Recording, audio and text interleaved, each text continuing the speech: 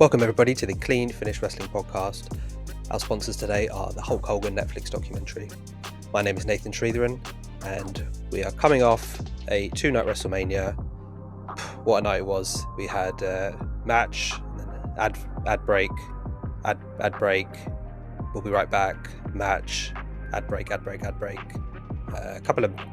was a lot of matches just getting in the way of the ad breaks, if I'm honest. I really was invested in the ads, and if you haven't seen the Hulk Hogan documentary, just tune into Wrestlemania and you'll see the entire thing.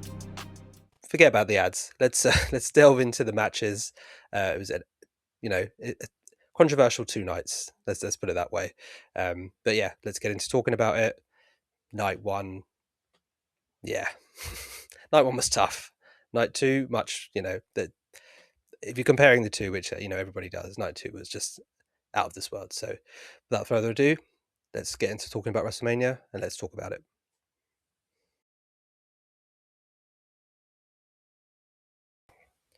So WrestleMania 42 is complete. It's finished. It was a interesting 2 nights.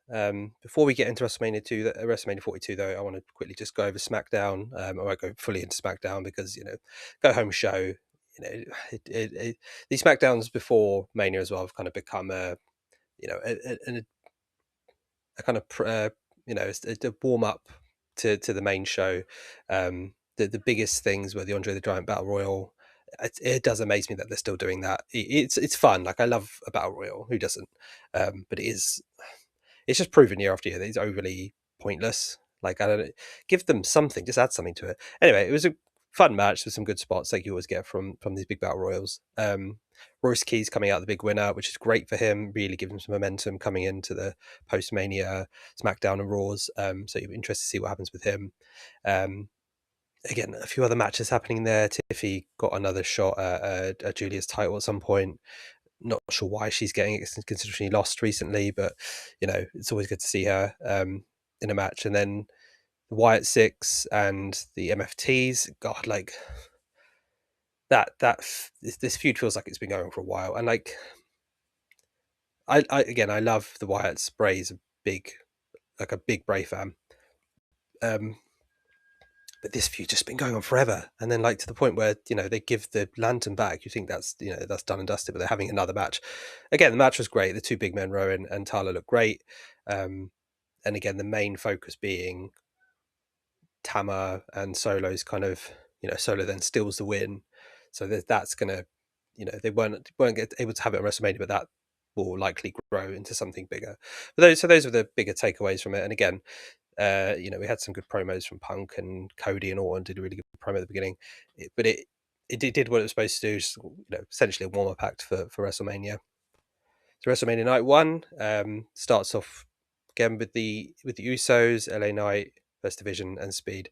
This match was never going to be a 5-star match. The whole point was to get the yeets and the yeahs and warm everybody up for the night. That's all it was ever going to be. Speed did some cool things, it was impressive, and like his final kind of table spot, so he accidentally screws his own team over. Everyone expected Logan Paul then to turn on him, and then we get this really cool speed splash from top rope to outside. Kill me because he's like flapping like a bird. Like, he's ridiculously athletic, but like wasn't as smooth as obviously could be. He's not a professional wrestler, but yeah, it was a cool moment, and it kind of gave the fans what they wanted. Not much more to say about that match really, because it didn't give much else. It wasn't, and again, it wasn't really designed for that. Be interesting to see where each of them go. Obviously, Usos are in tag team. If LA Knight doesn't go into Money in the Bank in the summer, I think it's usually in June or July, and wins, yeah, I don't know. I think that's probably it. I don't think he's ever going to get the title then, particularly as more and more new people are coming up, like Oba and Trick. They really focused in on the younger talent coming in. So, like, where does this leave him? He's in his mid-40s. Like, yeah, we'll see what happens with that. Again, fine. It ticked the boxes. Not a great match, but it was fun, I suppose. Following that, Jacob and Drew, I was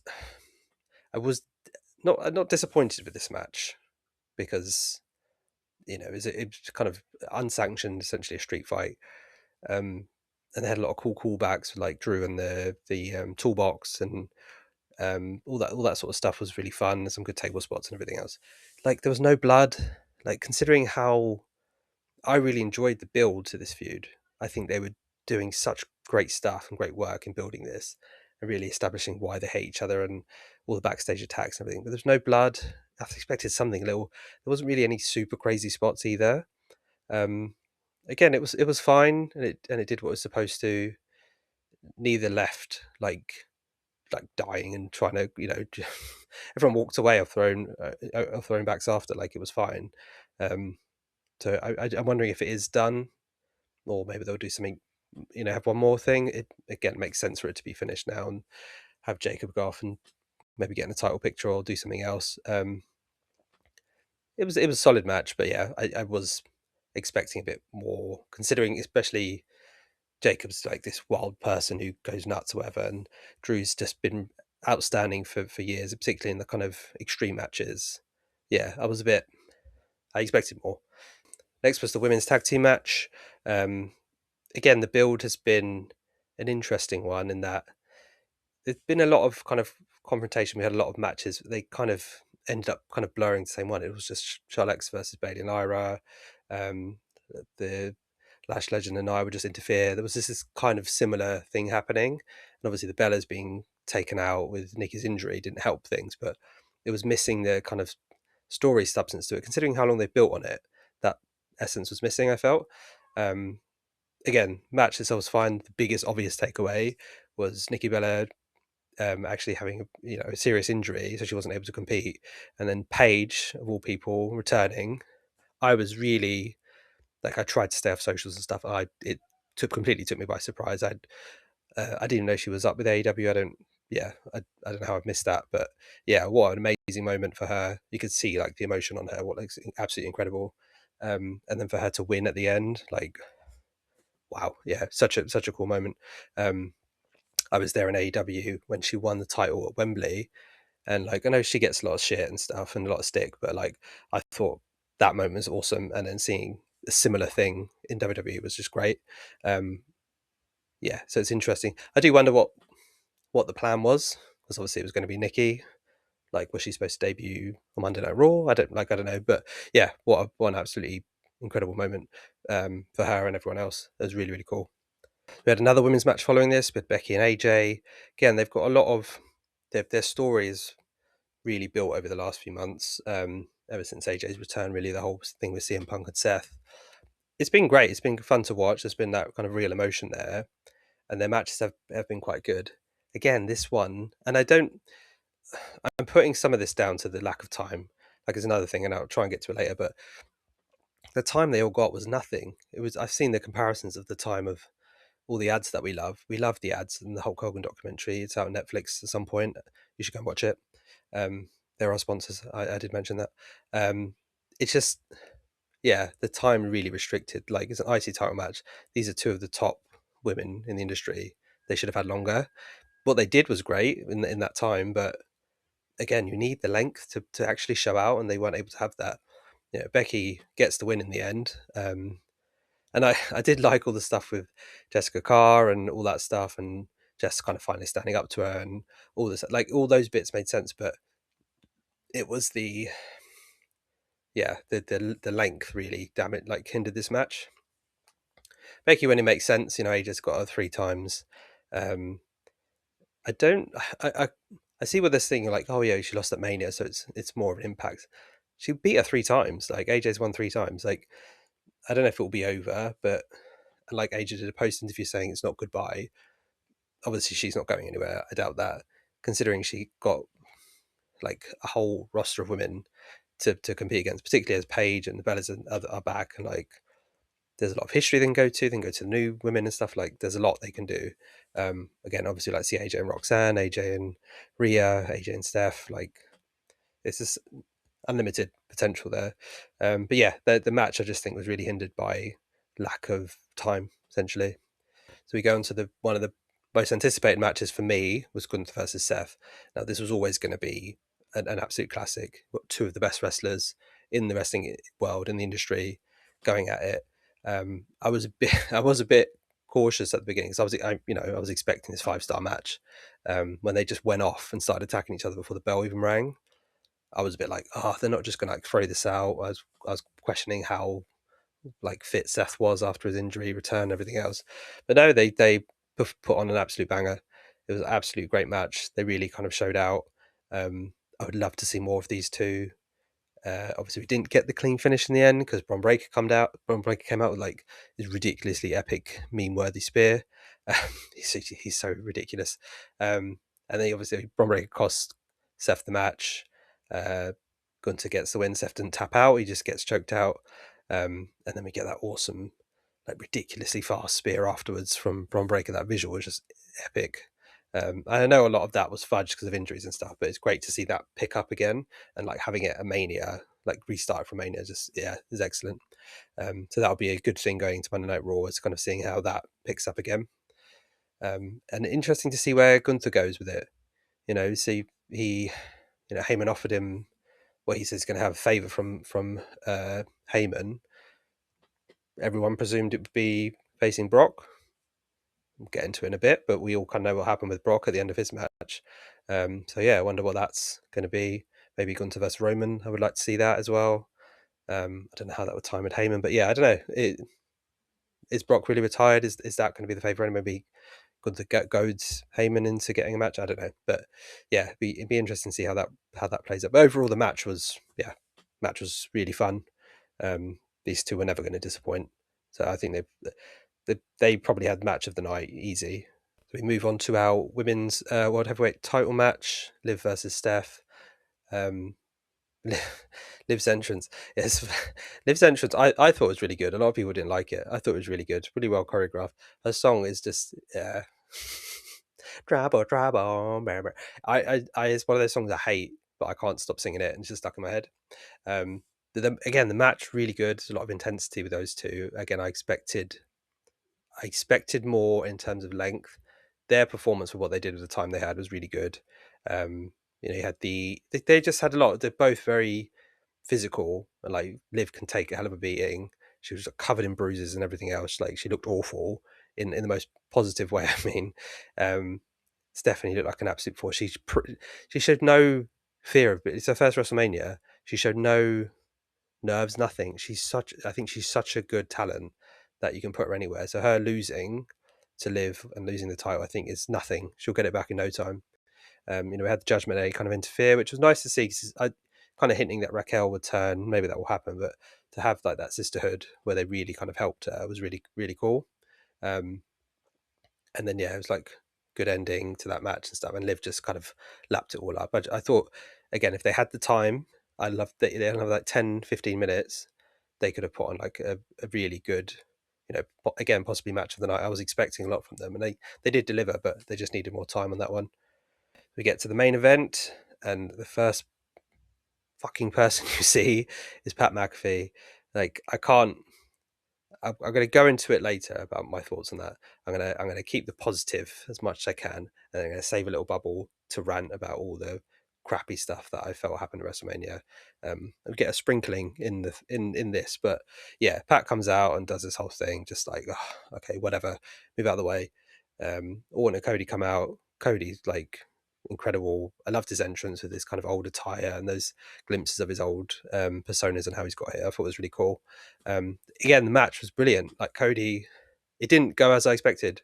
Cody playing the heel, essentially, kind of played the heel role. Orton wasn't playing a face role, but the way Cody was going was like, he knew what he was going into with Orton. He knew he'd been pushed to this level, so he kind of went all in. He did all the dirty tricks. He fought dirty, did dirty moves. He, low blows and all the rest of it. It worked. I thought it really worked. The match itself was brilliant. Them getting rid of Pat early on was perfect. All the stuff with Pat. So he comes out, he kind of attacks Cody. He comes out first, attacks Cody, and he gets put through the table by Jelly Roll, and then kind of as the match progresses, he comes back out, tries to pin, which doesn't make any sense. Tries to help Orton, and we finds a referee t-shirt. And then Orton kind of just turns on. None of it made sense. Like we've been saying this whole time, this whole thing makes no sense. it just reeked of them backtracking on everything. Have Pat involved for no reason, then have him taken out at the beginning of the match. Great. Then he comes back again, which we anticipated. Then he gets RKO'd for what? Really, he didn't really do anything wrong. He tried to do the pin and it didn't work. Like Cody kicked out. Like it didn't make sense. The whole thing is just yeah. I'm gonna save it. But then yeah, Orton and Cody and then Cody ends up getting the win through kind of dirty means, but he gets the win. And then the big story after is obviously Orton. Again, even they had blood. Why didn't Drew and Jacob have blood? It makes sense. This was the longest match as well of the night. Like, obviously, it's a main event, it should be, but like, you expected some length elsewhere. But yeah, Cody wins. The big thing after is Orton attacks him, Punk kicks him in the head. I think he takes the belt with him, and then Cody's got this great big gash and like knot on his eye, like absolutely brutal. And yeah, and then that kind of didn't expect this to be the end of it. I figured there would be more like backlash and other stuff kind of coming with these two. It feels like it's just started, particularly with all the Pat stuff. Like that really put like a hindrance on this whole thing. But yeah, overall, really good match. I think those two, Gunther versus Seth, and Liv and Steph put on some of the best matches of the night. They just all needed time. Obviously the main event got time, but the show was. I just kept waiting for something to happen, and it wasn't. I don't think Cena helped with that in his hosting thing. Again, I'll get to that after. But yeah, I just think it didn't. It felt like a kind of half decent episode of Raw as opposed to a WrestleMania. It didn't feel like it didn't have that punch to it. That being said, talk about night two, which definitely, absolutely, 100% felt like a WrestleMania. Night two of WrestleMania 42. Wow, like the opening of the show was Brock versus Oba, which was it was always going to be something special, whether it was good or bad. I I kind of went into this match kind of terrified that Brock was going to be Oba. There is a history of them doing this. Done it with Kofi, with Big E. I'm not going to say it's the black wrestlers, but it seems to be with the black wrestlers sometimes. I don't know what the hell's going on there. Anyway, but yeah, I'm genuinely worried that, particularly as Oba was built so strong, and usually you get, if the person who's being built strong ends up losing or something happens there. Yeah, I was petrified that Brock was going to somehow get the win here, and they were going to mess this up. There was, the match starting. You've got the drums of Oba. He's got this big 70-yard strut coming down. He must have been absolutely exhausted by the end of it. And then, yeah, the match kind of got underway. Didn't start how expected. It was the Coronel would tie up, and it was a bit slow pace for like 30 seconds. It wasn't very long. Before then, like Oba shows his power. Brock kind of gets some offense in there. Like he had to go. Like Oba was overpowering him massively. Like Brock could not lock him down. And then it was only when Brock kind of went dirty and used the steps and the ring post to kind of get the advantage that he kind of had some momentum. Quite quickly got the F5 on Oba. This is what I loved. Oba didn't just pop up like nothing. Like he didn't no sell him. He like there was a bit of struggle, which I loved because it just meant he was hurting. This did impact him. He didn't completely. He's not. I don't like unstoppable monsters. I don't. It didn't annoys me when someone's like, "Oh, they're unbeatable." It's like everyone's beatable. I don't see why they do that, but Oba kind of sort of struggled to get up.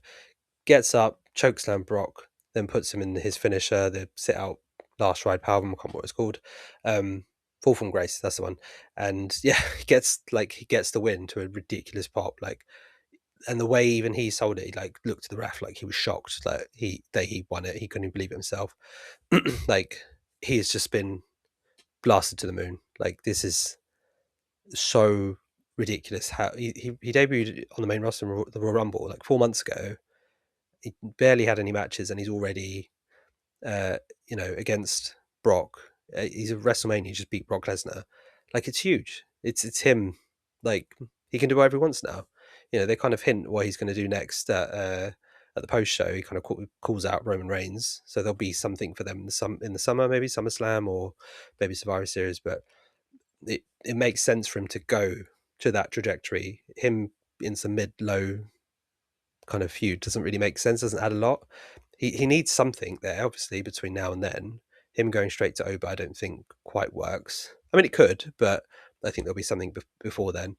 Um, but yeah, wow, it's just absolutely ridiculous. And then you're all running on high off that, and then what happens after? Like absolutely no one expected. Brock's laid out in the ring like you've never seen before. Sits there, starts undoing his gloves, undoes his shoes, leaves him in the ring, like in tears, like a dude that only ever shows rage as an emotion or like sadistic laughter, if half truth's around. Um, and he's just like tearing up and seemingly retires.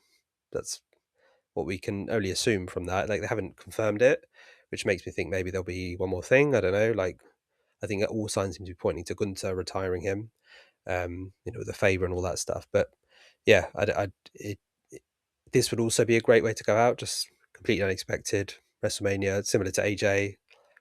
We all thought he'd have the whole year, but he went at Rumble. Yeah, wow. It's just for I try and separate Brock. I've had issues with Brock before because he's built since he came back in 2012 or whenever it was against Cena. Um, he's like this unbeatable thing, and his matches are just rinse and repeat. And I can German someone 100 times. I don't care. Like it's very impressive, and you're an athletic freak, but I want the story. Like when he goes against the little guys, it's always been good, like Brian and Finn. But it's just very rinse and repeat with him. And when he wants to put you over, he will. But like, and we've seen that with Oba, but and obviously the personal aspect of him and all the alleged stuff he's done, like by all accounts, I think he's a piece of shit. But I don't know. I don't know him, but that's what my perception is of him.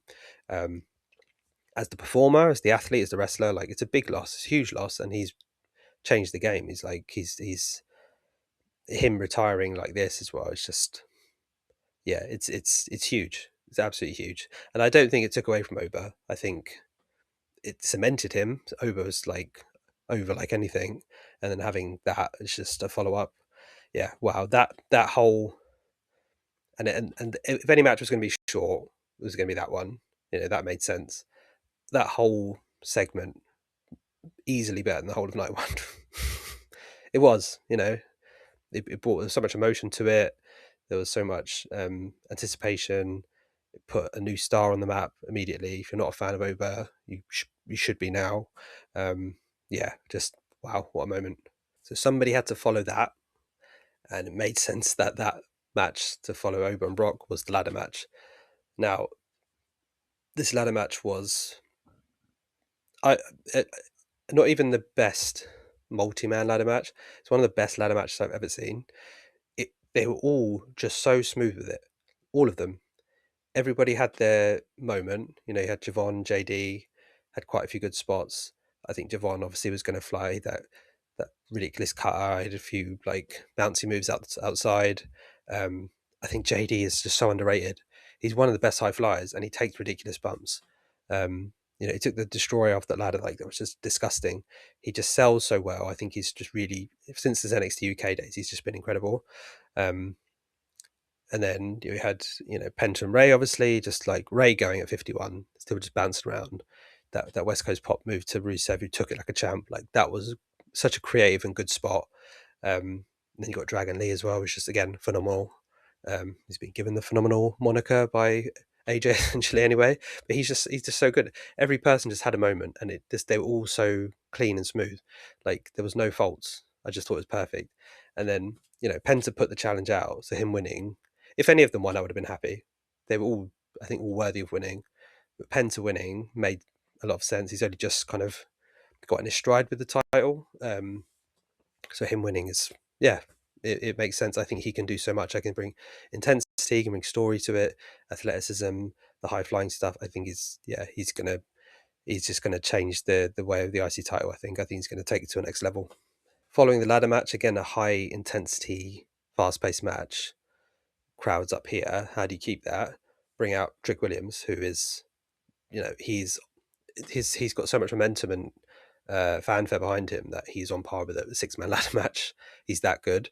So their match, him and Sammy, I thought Trick, like when I was watching it, I thought his entrance was quite like, oh, this is quite tame for Trick, and then he had this like the longest bridal trail like in the world. It was so good. It just fit perfectly with him. And Sammy comes out to just a chorus of boos. I don't, and just like Sammy, I don't understand. I don't get it. I don't know what he's done. I know he's taken a spot, as it were, from Mello and some other younger people, but has he really done anything that bad? I don't think so. The whole dynamic's very interesting, but he's aware of it, and I felt like Cody on night one. He played the heel role. He fought like a heel throughout the night. I think it worked really well. Um, Again, they were given a short time. Their match was quite short. It just all felt very quick. Like Trick gets the win in the end with the help of Little Yachty. Um, uh, I just they could have. They're both so great. They could have had another 10 minutes easy. So I don't know why that was so short, but it did its job. Trick. I'm glad they gave the right people the wins for a lot of the matches, which is great. You don't often see that at WrestleMania, but Trick walking out champion made sense. Um, where he goes next, I don't know. He's so charismatic; he can go anywhere. Sammy's next steps are interesting. Is he going to go more heel? Is he going to get some sort of redemption from the fans? I don't know what he needs to do to get the love back, because I think anywhere he goes, fans are going to boo. Um, Makes sense if he went in the heel role. I don't know. I don't know. I'd love for someone to tell me what the problem is, because I just don't get it with Sammy. I don't know why he's gotten all this hate. Like, he's Sami Zayn. Like, he's the man. I don't understand. We move on to Demon Finn versus Dom. This was the only match on the card that I felt was, again, not weak by any stance. Like, the feud made sense. You know, it's built up from Judgment Day. There's been a lot of teasing to it. It made total sense. I just thought, I was concerned this would be the only match that would get a bit hindered by the others, because the card was so strong. That being said, when they turned it to a street fight at the last minute, I thought it was a great move. It really added more depth to it. Finn Balor's entrance were always going to be incredible. I've got so much love for Demon Finn. I saw him in NXT UK many years back and did like a Jack the Ripper thing. Incredible. Such a cool vibe. Dirty Dirty Dom. He's going to show out no matter what. I think he's got a good year ahead of him. Yeah, match was really fun. Ticked all the boxes of a street fight. It was never, as I said, it was never going to match up to everything else on the card, but it did a good job, and it provided a nice mania moment for Finn, give some closure on that whole thing as well. So again, we'll see where Finn goes. I love Finn. I think he should be, like, I think he's been done dirty for years. He should have at first Universal Champ, but never got the redemption. I think he should. I think he would like absolutely show out in that role. But that championship kind of scene is getting quite busy now, which is a good thing. So I don't know how it would work with Finn, but yeah, I've got a lot of time for Finn. So we move on to the only women's match of the night, of the evening. We had a lot in the first night for some reason. I don't know why they've not spread them out. But we had Rhea and Jade again. Rhea is like main event worthy.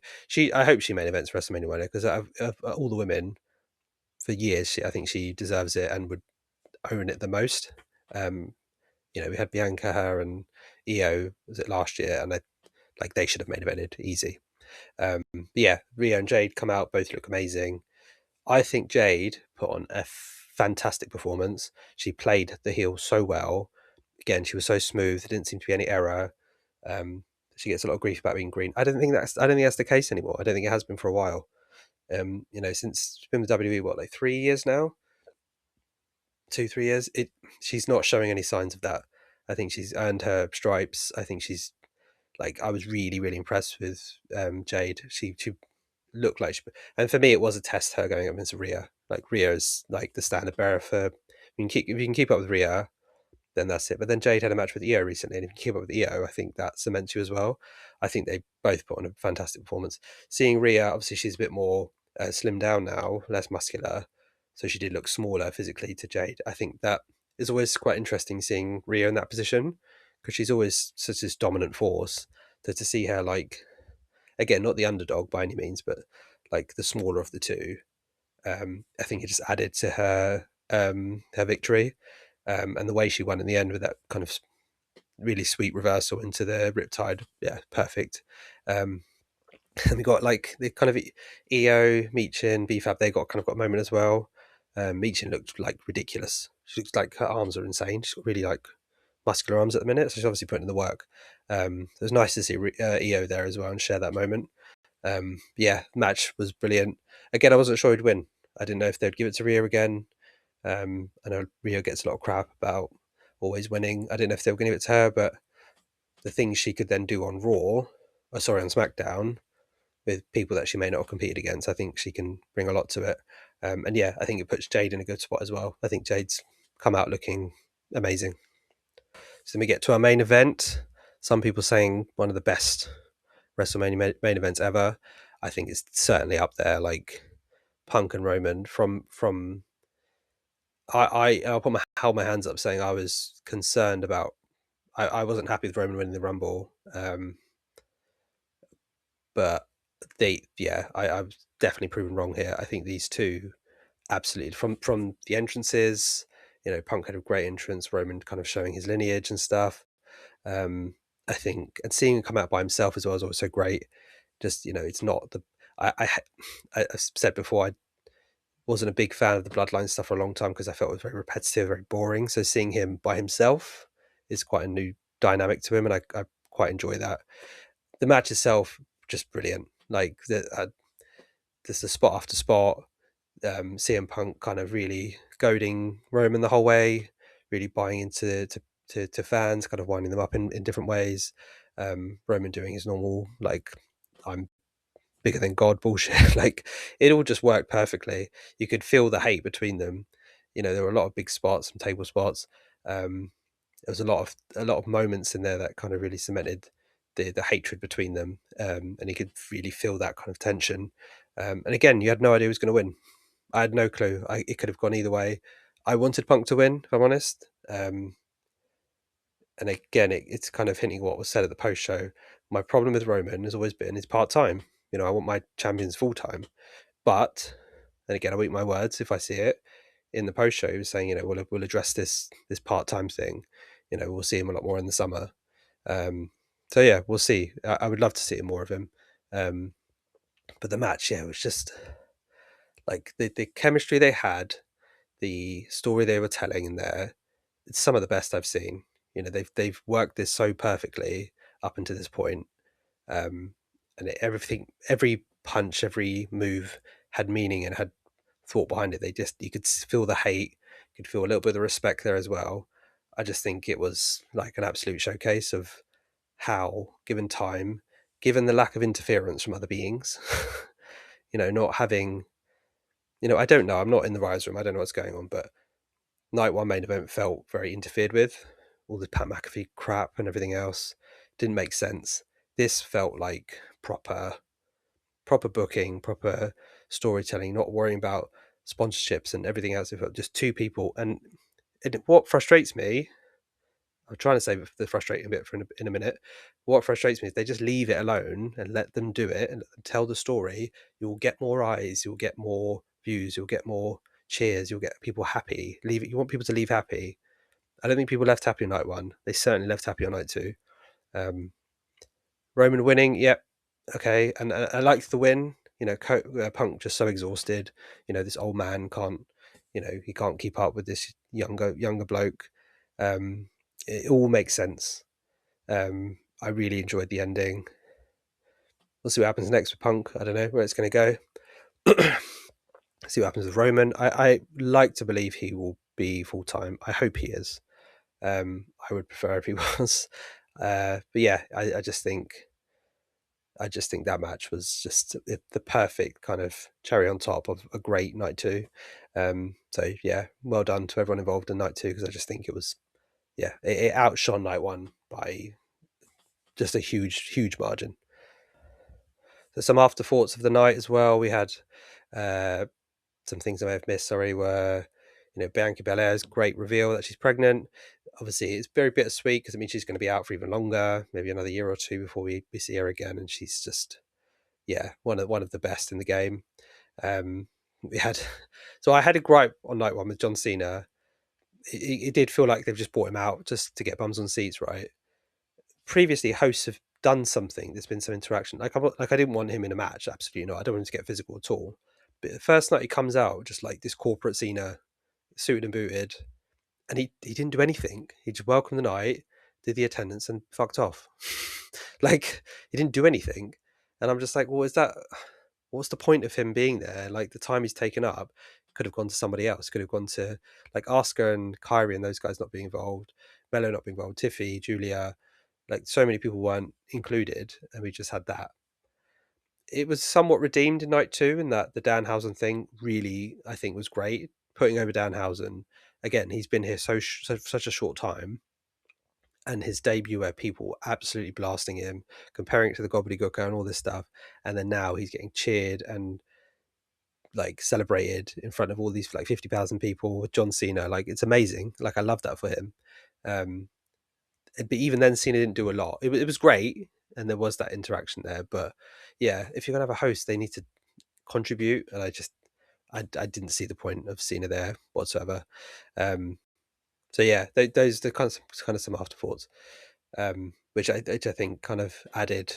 You know, there weren't heaps of surprises. We've got Paige coming back, Bron Breakker, Brock Lesnar leaving, which was just incredible. Bianca's pregnant. I think they were really nice kind of moments that we had. I just don't have a host. If you're not going to do it, don't have a host. If he's not going to do something, just don't bother having one. So night two was really kind of cemented the evening. But thank God we had night two. So this is where I'm going to be somewhat less positive. Night one was just really hard to watch. You had all the ads, and you had the constant breaks, and you had the the ridiculously short matches. It's such an insult to all these competitors that put in the work. Like Mania is supposed to be this great thing where they can have these, feuds that build up and finish with like this great crescendo and everything else, and they just didn't get that. And like we instead we get these kind of semi-known YouTubers and these B-list celebrities. Like, can we just be done with celebrities for a while? It's just, what are they bringing? They need to bring something, and I just think we've been inundated with them recently, just over and over and over again. Like, I'm so sick of seeing Jelly Roll and Isho Speed and all these other people, and I'm just like, Pat McAfee. They need to bring something, or come in once in a while, just to bring something special. Like Bad Bunny was kind of in and out a bit, and he really brought something to it, but then he disappeared. Like I just feel like Jelly Roll's become part of the furniture. Same with Pat. Same with Isha. Like it's really tough to defend that. Like I know why they do it from business side, but Christ, I do miss just like the story of it, the storytelling of all the match needs to make sense. Usos LA Knight and the Vision. There was a little bit of sense there in that the Vision had been messing with LA Knight for quite a while. They took the Usos title, but like, it just felt very forced and didn't really give a lot overall. The amount of ads, it's just what the hell? Like the amount of ads in a WrestleMania, no backstage segments, nothing, none of that stuff. All of that stuff is gone. Where is that kind of gone? And that builds and that keeps you invested in the show, and it gives character exposure to people that aren't on the card. We could have had backstage segments with Kyrie and Asuka, or something. We could have had Mello there, like even just watching on the screen. You could be teasing stuff that is going to come later. We didn't get any of that. We just get another ad. So that freaking Hogan ad. Yes, they sponsor us. I know they're sponsoring us right now, but drives me mad. Like, what's the? I don't want to. I have a lot of feelings about Hogan anyway. I don't want to see a billion ads about a stupid documentary that I already know what it's going to be about. Like, it's just absolutely ridiculous. It just brings nothing to it, and giving no time to these superstars either. Like you're starting to get invested in the match, and then you just cut them off essentially. And again, for what? For more ads? Like I don't want to see it. I want to, and I'm sure, and I'm looking on socials how much more infuriating it is for those in America with the ESPN app. Apparently, it's an absolute nightmare. Like it's a slap in the face, I think, to fans, and like. And what I loved in like the post shows, whenever TK or ESPN, even when Cena kind of announced the numbers, nobody gave a shit. Nobody cared. They were booing because they want to see people they love to see and the thing they love to see, and they just want to watch it. They don't want to see all this other crap, and that's what it's become. It's become this creative slump and a bit of a money machine, where all they want is just, you know, ridiculously high ticket prices. Are they going to fix that? They made reference to it, so I hope so. They just, it just becomes money machine, and it's like, where's the love almost? Where's the, and I don't know. I hope things change. You know, we get a lot of Triple H going, oh, we're gonna go into a new area, and it's very like Tony Khan-esque, is like, oh, there's a special announcement tonight. I hope to God we see a kind of changing of the guard. And I don't think it's Triple H. I think it's TKO. I think it's uh, The Rock's buddy Ariel Moir, whatever his face is. I think it's those guys pulling it and kind of swinging it in such a way. Whereas I think the good matches, like the ladder match, uh, you know, Cody Norton's match in itself was good, regardless of the other crap. Punk, Roman, Rhea Jade, I think those are just being. It felt like night 2 was run by Triple H, night 1 was for ESPN and TKO. Yeah, it's very frustrating because you just want to watch good wrestling, good storytelling. That's all you want to have. So yeah, that bit was a bit crap. However, overall, I think with night 1 and night 2, it's tricky. It's tricky to kind of grade it. Night 2 obviously was the best. There's no question in that. As a UK fan, being able to go to sleep before 2:30, I did enjoy, which was very lovely. 2:30 in the morning. But yeah, I do. I think I'd put up with a late night if it was one night event. I wish they would go back to one night. I think it can showcase more. I know it's a longer night, but it doesn't need to be. It doesn't need to be a longer night. We used to have like 4 hour WrestleManias. I think that's perfect. But just fill it with matches, fill it with story, fill it with substance that we enjoy. So yeah. Anyway, that's my review of WrestleMania. Um, I thought there was a lot of good spots. Night 2 was, again, said it a few times now, was brilliant.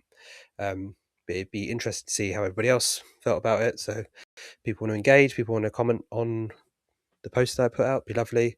I will start doing more with this channel now that I've got time, getting a bit more production in it, trying to get more sharing and likes and commenting and all that stuff. But yeah, so if you do fancy, let me know. Let me know how you thought about WrestleMania, if you agree, if you disagree. I'd love to talk about it. Cheers.